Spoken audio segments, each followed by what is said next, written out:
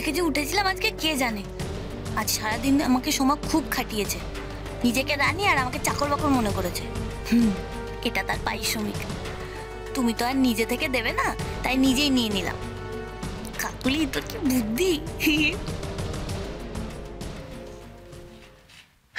ভাবিজি প্রচুর প্রচুর।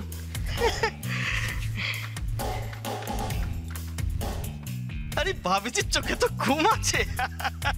আমরা নয় চোর লোক, রাত জাগাই আমাদের কাজ। আমার যে কি যেন হয় না, মানে চোর ধরাই তো আমাদের কাজ না গুরু?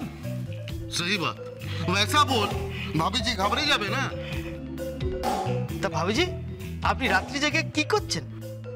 কাকে পাহারা দিচ্ছেন? আর বলো না বাকে ভাই, ইচ্ছে করে তো রাত জাগেনি। তোমরাই তো মেজে বৌদিকে দিয়ে আমাকে ডেকে পাঠালে, না হলে আমার স্বাদের সিন্দুক ছেড়ে আসতে আমার বই গেছে।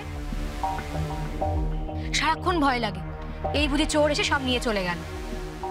কি যে বলেন ভাবিজি, আরে চোরের ঘাড়ে কটা মাথা আছে যে আমার ভাবিজির মাল চুরি করবে?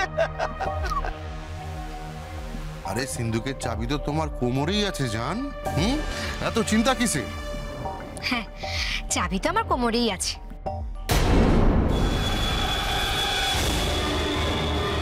সর্বনাশ, আমার চাবি!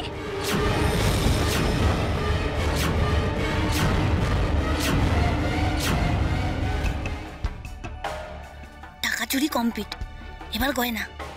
আরো দুটো হাত থাকলে ভালো হতো। ইস, সুমু কই? সুমু এখানে থাকলে কাজে দিত, বেশ 4টে হাতে লুট করতাম।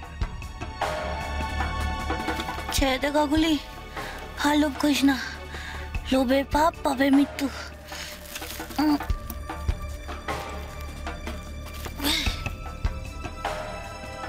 কি বাবা, সময় এসে সিন্দুক খুললেই তো টের পেয়ে যাবে।